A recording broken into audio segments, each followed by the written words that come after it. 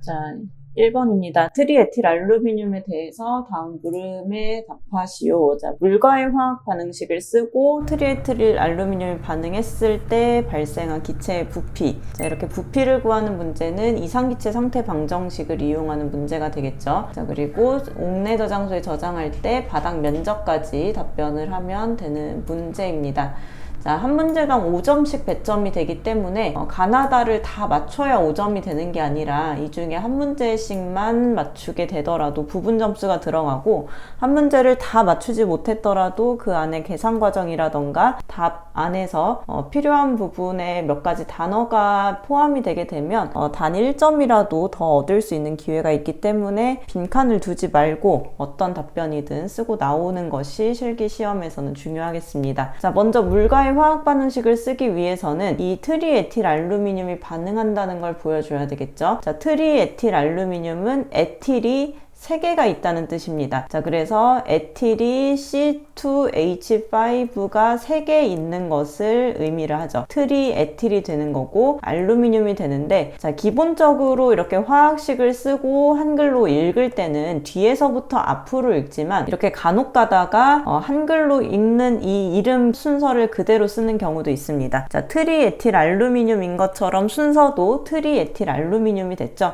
엄연히 따지자면 알루미늄이 앞에 들어가는 것이 맞지만 이런 식으로 이제 읽는 그대로 쓰는 경우도 종종 있습니다. 자, 이것이 지금 물과 반응한 거기 때문에 물을 H2O라고 써주시면 되겠고요. 자, 이렇게 트리에틸알루미늄이 이 상태로 에틸이 먼저 나오고 알루미늄이 뒤에 있다고 하더라도 물과 반응할 때 이 OH가 반응하는 물질은 알루미늄입니다. 자, OH가 보통은 앞쪽에 있는 원소, 앞에 반응물에서 앞쪽에 있는 원소랑 결합하는 경향이 강했어요. 자, CaC2H2O와 같은 경우에는 C랑 반응하는 게 아니라 OH가 CA랑 반응해서 이런 식으로 CaOH2가 되는 경우가 많았지만 트리에틸알루미늄은 알루미늄이 뒤에 있다고 해서 뭐 뒤에 있는 거랑 반응한다는 것이 아니라 이제 결합하는 것 자체가, 쓰이는 것 자체가 원래 앞에 가야 되는 것을 뒤에 쓴 거기 때문에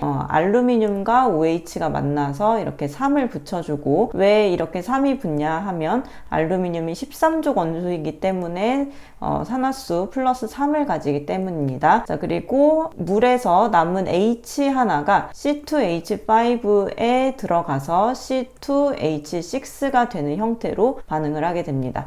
자, 이 반응물과 생성물을 어떻게 서로 결합해서 만들어지는지 이 메커니즘을 잘 이해를 하시게 되면 그 다음에 미정계수법은 자동으로 나올 수 있어요. 그래서 여러분이 남은 시험 기간 동안 반응물을 쓰고 생성물을 정확하게 쓸 수 있는지를 계속 확인하고 답을 책으로 이제 봐서 확실하게 연습할 수 있게끔 만드는 것이 중요합니다. 자, 이 식을 통해서 미정계수법을 하시게 되면 1313이라는 계수가 나와서 이렇게 반응식이 완성되겠고요. 자, 기체의 부피를 구하는 경우는 PV는 n분의 WRT와 같은 이상기체 상태 방정식을 씁니다. 자, PV는 nRT라는 식이 있고 PV는 n분의 WRT라는 식이 있는데, 이 중에서 nRT를 쓸지 n분의 WRT를 쓸지는 문제에서 몰수 n이 주어졌느냐 또 W 질량이 주어졌느냐에 따라서 식이 결정이 됩니다. 이 문제에서는 1몰이라고 하는 n 값이 주어졌기 때문에 n에 해당하는 몰수가 주어졌기 때문에 PV는 nRT라는 식을 써야겠고요.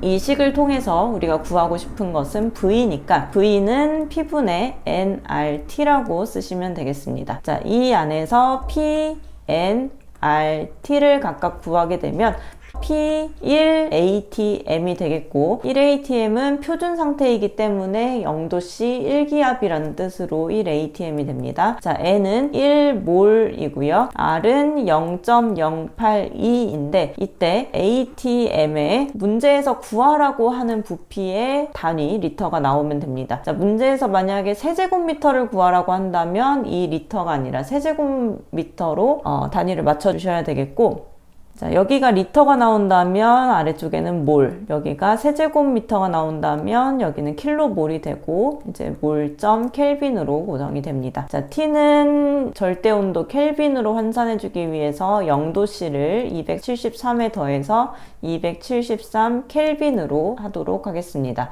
자, 각각의 값을 이제 식에 대입을 해주게 되면 V는 1분의 1 곱하기 0.082 곱하기 273으로 대입할 수 있겠고요. 자, 이대로 끝나는 것이 아니라 1몰의 트리에틸 알루미늄이 반응을 했을 때 발생한 기체의 부피를 구하라고 합니다.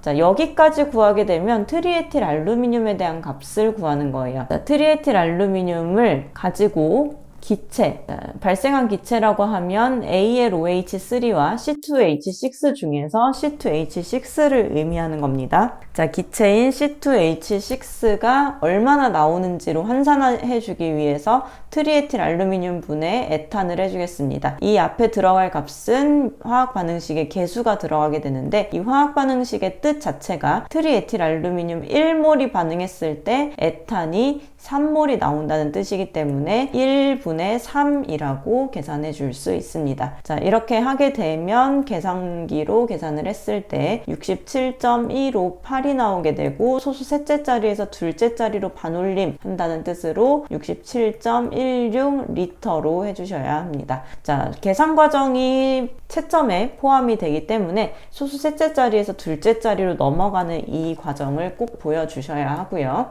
자, 답원에서는 이제 계산 문제가 아니라 저장소, 제조소 등에 대한 문제가 나온 건데요.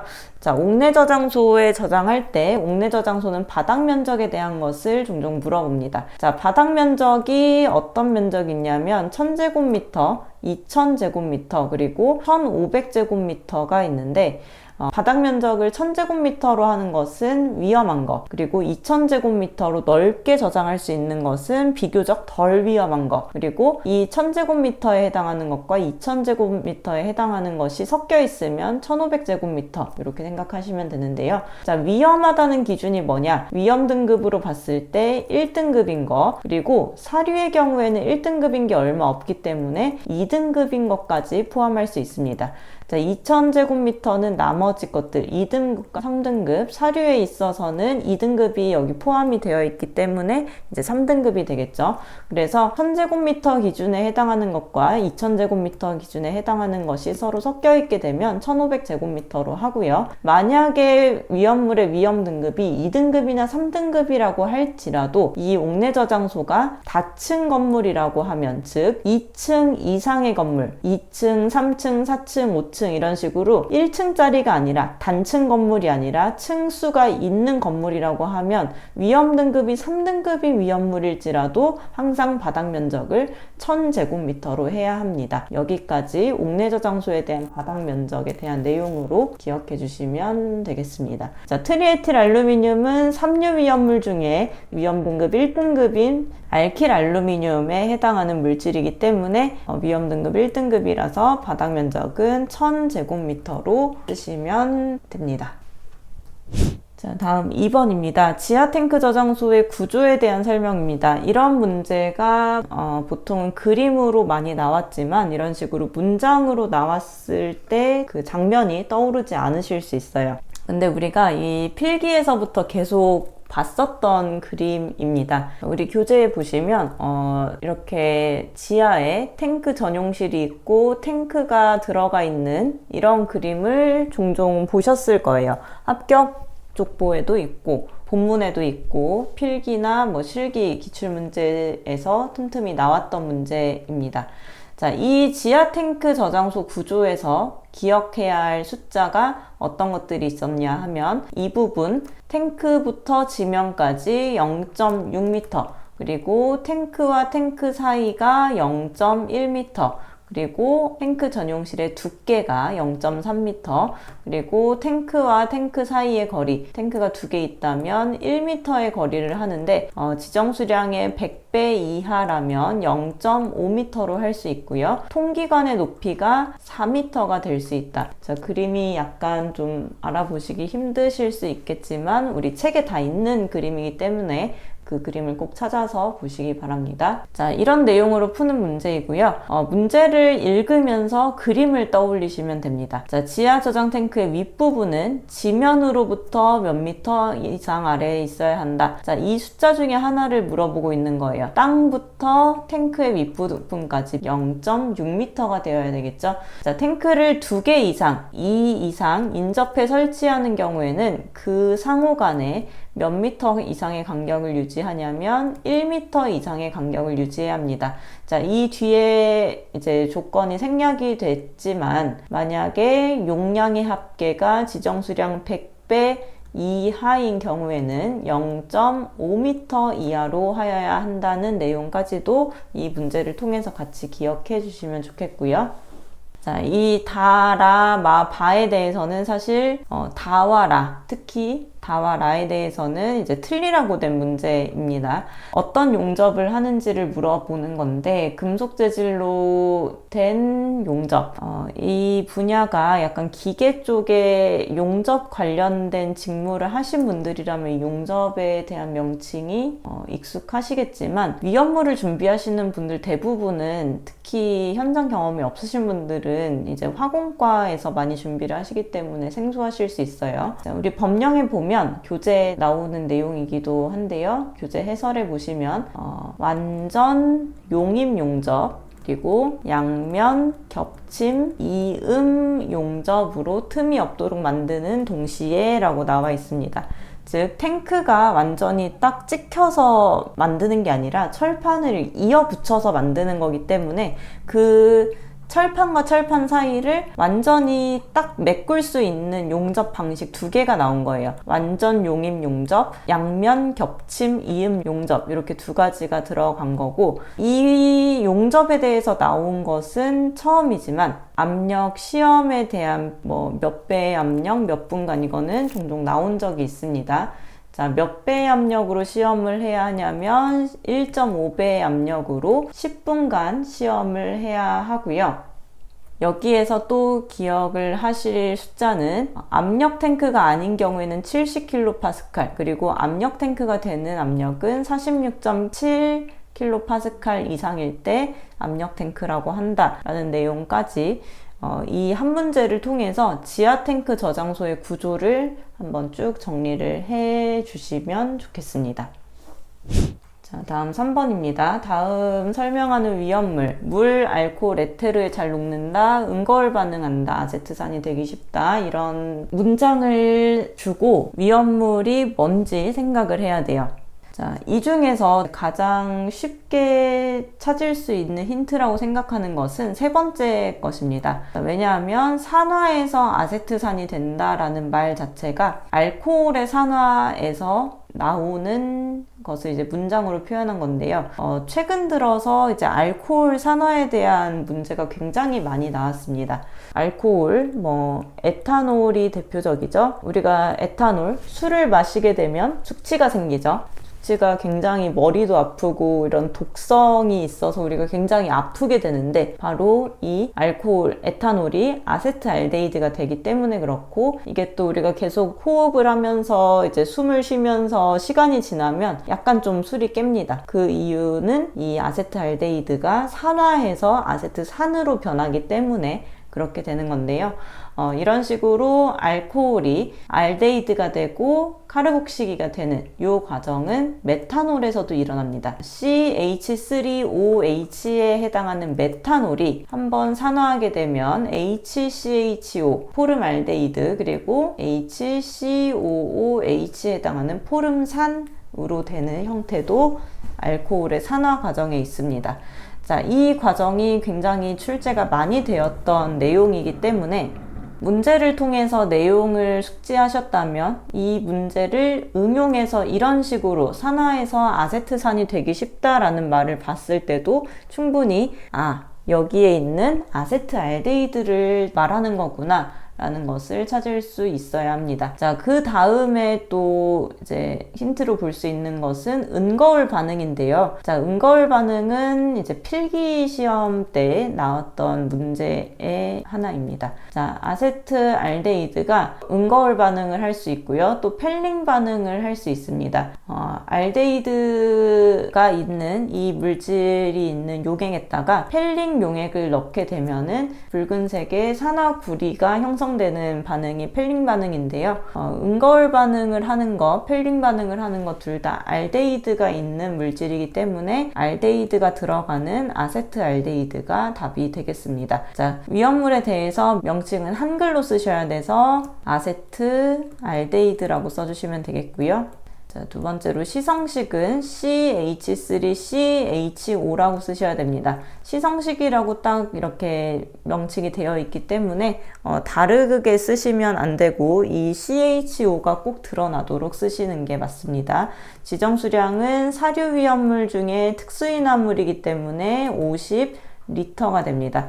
자, 이 50리터의 단위까지 써주셔야 정답으로 될 수 있고요. 위험 등급은 사료위험물의 특수인화물이므로 1등급이게 됩니다.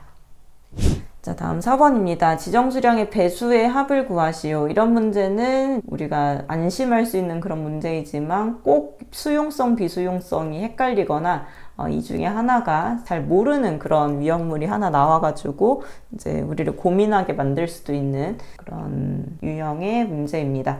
자, 톨루엔의 경우에는 이제 몇 석유류의 수용성, 비수용성인지 잘 확인을 하셔야 돼요. 이런 문제를 푸실 때는 사실 머리로 생각하시는 것보다 꼭 쓰셨으면 좋겠어요. 여러분이 이제 시험장에 가셨을 때 볼펜만 가져가시는 분들이 있는데 볼펜 말고 지울 수 있는 연필이나 샤프를 꼭 가져가셔서 우리가 알고 있는 것을 머리로만 생각하지 말고 꼭 다 써서 푸셨으면 좋겠습니다.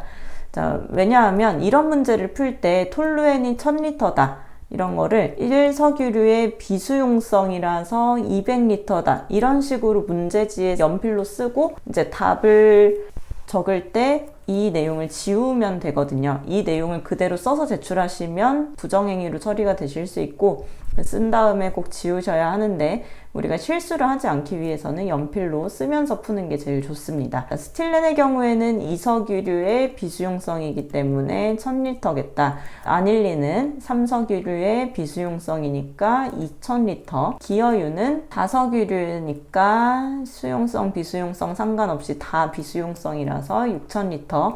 올리브유는 동식물유류 중에서 불건성유에 해당하죠.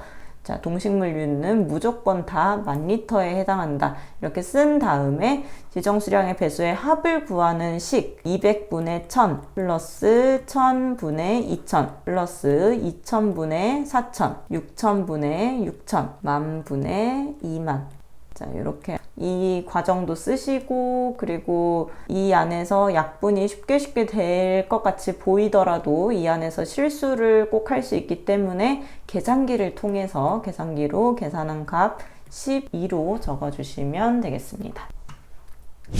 자, 5번입니다. 인하점 측정 방법, 측정 방식 세 가지를 쓰시오. 자, 인하점 측정기에 대한 문제는 사료위험물을 정할 때 사료위험물의 분명히 인하점을 기준으로 특수인화물부터 1석유류, 2석유류, 3석유류, 4석유류 이런 식으로 인하점을 가지고 이제 분명히 결정이 되죠. 사료위험물이랑 결정이 되면 그 안에 인하점이 몇 도씨에서 불이 붙는지를 시험하기 위해서 쓰는 방식입니다.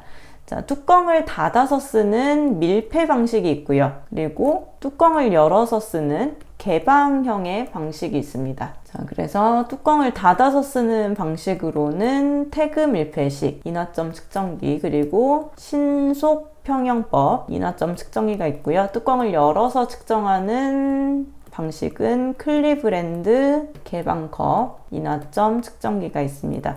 이렇게 세 가지 명칭은 직접 쭉 써보신 적은 많이 없을 수도 있지만 눈에 분명히 익은 그런 내용들일 거예요. 필기에서 분명히 나왔던 그런 문제이기 때문에 이제 실기시험에서는 우리가 필기에서 봤던 것을 이제 단어로 써야 하니까 쓰는 연습을 하시면 되겠고, 또 이런 문제가 나왔다는 것은 이제 예전 작업형에서 어떤 이제 측정기의 측정 방식이냐 이런 식으로 구분하는 문제로도 응용이 될 수 있기 때문에 이 세 가지를 구분하는 방법은 태그 밀폐식은 시험할 때 50세제곱센티미터의 시료를 넣는다 라고 정해져 있고, 신속평형법은 빠르게 해야 되겠죠. 빠르게 해야 되기 때문에 시료를 적게 넣습니다. 얼만큼 필요하냐면 2ml 넣고요. 그리고 클리브랜드 개방컵의 경우에는 시료컵에 표선까지, 표시선이라는 뜻입니다. 표선까지 넣는다 라는 것으로 이 태그 밀폐식 신속평형법 클리브랜드 개방컵을 구분할 수 있습니다. 자, 설명을 주고 그 안에서 이제 인하점 측정기를 찾으라고 할 때 쓸 수 있는 방식인데요. 태그 밀폐식은 이제 커피 종이컵 하나 정도, 그리고 신속평형법은 아주 적은 일회용 인공눈물 정도의 양, 그리고 클리브랜드 개방컵은 양이 정해져 있지 않고 시료컵의 표선이라고 명칭이 나오게 되니까 이 단어를 가지고 세 가지를 구분할 수 있습니다. 6번입니다. 탄화칼슘은 연소해서 산화칼슘과 이산화탄소를 생성을 합니다. 자, 고온에서 질소와 반응할 수 있대요. 자, 탄화칼슘의 연소 반응식을 쓰시오. 탄화칼슘은 물과의 반응식이 굉장히 자주 나왔기 때문에 문제를 꼼꼼하게 읽지 않으시면 바로 이제 기계적으로 CaC2 한 다음에 물을 써버릴 수 있어요. 근데 연소한다고 했죠. 그러니까 O2를 쓰셔야 합니다. 그리고 친절하게도 산화칼슘과 이산화탄소를 줬죠. 그래서 산화칼슘 CaO라고 쓰셔야 됩니다. 자, CaO2가 아니에요. 왜냐하면 CaO2는 산화칼슘에서 산소가 하나 더 추가된 과산화칼슘의 분자식입니다. 자, 여기서 CaO가 되는 이유는 Ca가 산화수 2 플러스, O가 2 마이너스이기 때문에 플러스 마이너스 개수가 맞아서 한 개씩 서로 결합하기 때문에 CaO가 되는 거고요. CO2로 이산화탄소를 써주시면 되겠죠. 이렇게 반응물과 생성물이 생소하더라도 미정계수법을 푸는 데는 전혀 문제가 없습니다. 자, 미정계수법을 하시면 2O, 2,4가 나오는지 꼭 스스로 연습을 해보시고요. 그 다음에 탄화칼슘과 질소가 반응해서 생성되는 물질 두 가지, CaC2가 질소와 만나게 되면 이게 어떻게 반응하게 되냐면 C가 두 개 있는 자리에서 C 하나를 떨어뜨려내고 N 들어가게 됩니다. 그래서 CaCN2 플러스 C로 반응을 하게 됩니다. 자, 이것도 이제 미정계수법을 하게 되면 1111이 나오게 되는데 미정계수법 연습을 해 보시고요. 그리고 지금 여기에서 물어보고 있는 것은 두 가지의 명칭이기 때문에, 자, 여기서 CaCN2 석회질소, 칼슘 시안아미드라고도 하는데 석회질소가 조금 더 짧으니까 이렇게 기억하시면 되겠습니다. 석회질소 그리고 C는 탄소이기 때문에 이렇게 석회질소와 탄소가 답이 되겠습니다. 자, 다음 7번입니다. 위험물 안전관리법령에서 정한 완공검사에 대한 내용입니다. 법령에 대한 내용이 나오는 경우가 이제 제일 까다로운 문제라고 저는 느껴지는데요. 자, 이런 유형은 기능장애 출제가 되던 유형의 문제입니다. 그 법령이 한 가지 파트에서 나오는 게 아니라 세 가지 법령을 다 꿰뚫고 있어야 풀 수 있는 그런 문제인데요. 자, 이 문제를 풀기 위해서는 이 해설에 있는 이런 법령들을 알고 있어야 합니다. 자, 일단 위험물을 저장 또는 취급하는 탱크가 안전하게 쓰여야 되겠죠. 탱크를 쓰겠다는 완공검사를 받기 전에 시도지사가 실시하는 탱크 안전 성능 검사를 받아야 합니다. 자, 그래서 완공검사를 받기 전에 이게 다 안전하게 된 건지 검사하는 방법, 가번에 해당하는 거는 탱크 안전 성능 검사가 되겠습니다. 자, 완공검사를 신청할 수 있는 시기, 이렇게 탱크 안전 성능 검사를 하고 완공검사를 받기 위해서는 지하 탱크가 있는 제조소 등 탱크의 경우에는 지하 탱크를 매설하기 전에 신청을 하도록 되어 있고요.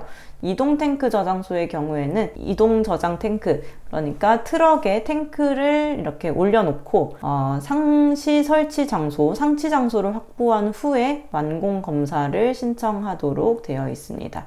그래서 나번에 이동 탱크 저장소의 경우에는 여기에 있는 이동 탱크를 완공하고 상시 설치 장소를 확보한 후, 그리고 지하 탱크의 경우에는 지하 탱크를 매설하기 전, 이렇게 두 문장이 답으로 들어가면 되겠고요. 자, 완공 검사가 통과가 됐어요.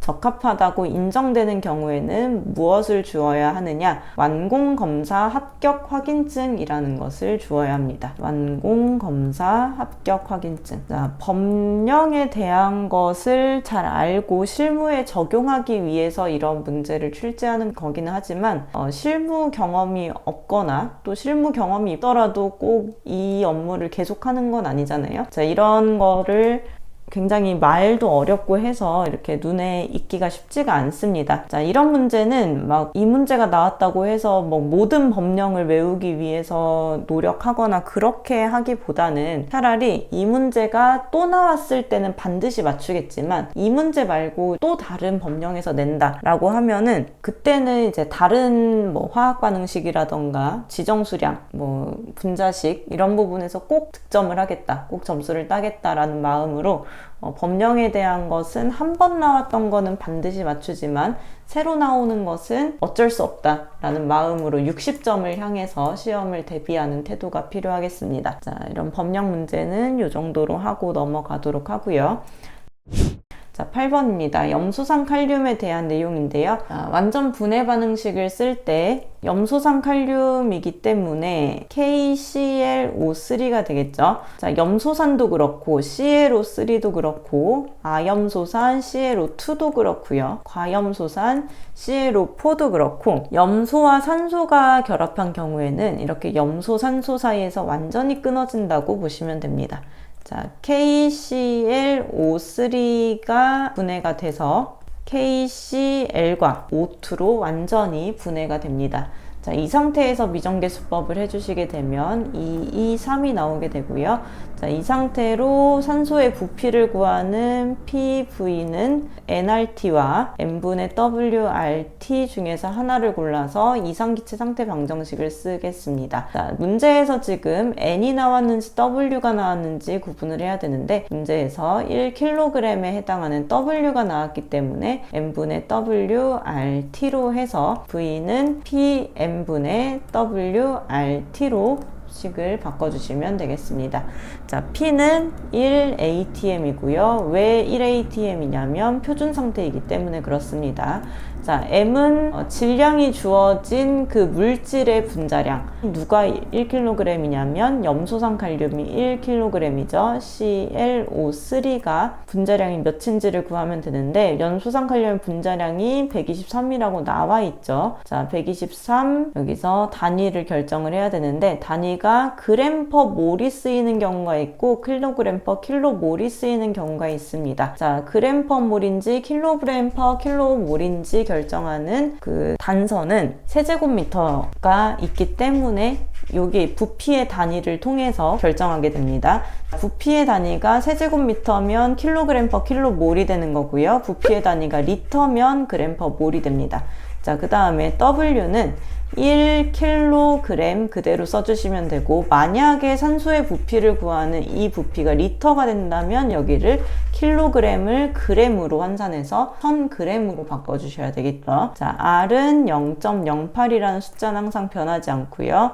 ATM 써주신 다음에 문제에서 구하라는 부피의 단위를 그대로 쓰고 킬로몰점 켈빈으로 써주시면 되겠습니다. T는 표준 상태니까 0도씨에 273을 해서 273 켈빈이 됩니다. 자, V에 대입을 하게 되면 1 곱하기 123분의 1 곱하기 0.082 곱하기 273으로 했을 때 이 값은 이제 염소산 칼륨에 대한 값이 되겠고 그걸 통해서 산소의 부피를 구해야 하기 때문에 염소산 칼륨 KClO3를 가지고 산소를 구해야 하니까 2분의 3을 곱해 주어야 합니다. 자, 계산을 하게 되면 0.273이 돼서 소수 셋째 자리에서 둘째 자리로 반올림한 0.27 세제곱미터로 이제 결정이 됩니다.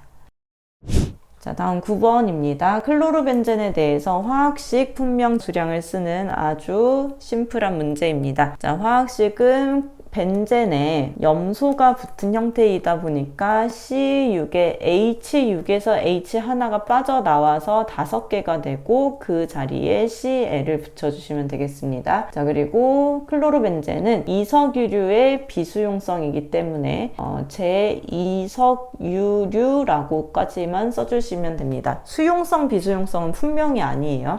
우리가 지정수량을 구분하기 위해서 수용성, 비수용성을 계속 붙이는 거지 분명을 쓸 때는 몇 석유류까지만 쓰시면 됩니다. 자, 이석유류의 비수용성이기 때문에 지정수량은 1000리터가 되겠죠. 자, 은근히 지정수량 쓰실 때 이렇게 단위 안 쓰시는 분들 많아요. 자, 단위를 안 쓰면 숫자가 맞더라도 0점 처리되니까 단위 꼭 쓰시는 연습을 하시기 바랍니다. 자, 10번입니다. 1종 분말 소화약제에 270도씨에서 열분의 반응식을 쓰시오. 자, 1종 분말 소화약제 알죠? 그리고 열분의 반응식 알죠? 자, 그런데 270도씨가 왜 나왔을까요? 뭔가 함정이기 때문에 나온 말입니다. 자, 1종 분말 소화약제는 NaHCO3입니다. 자, NaHCO3가 열 분해를 하게 되면 Na2CO3 그리고 CO2H2O가 됩니다.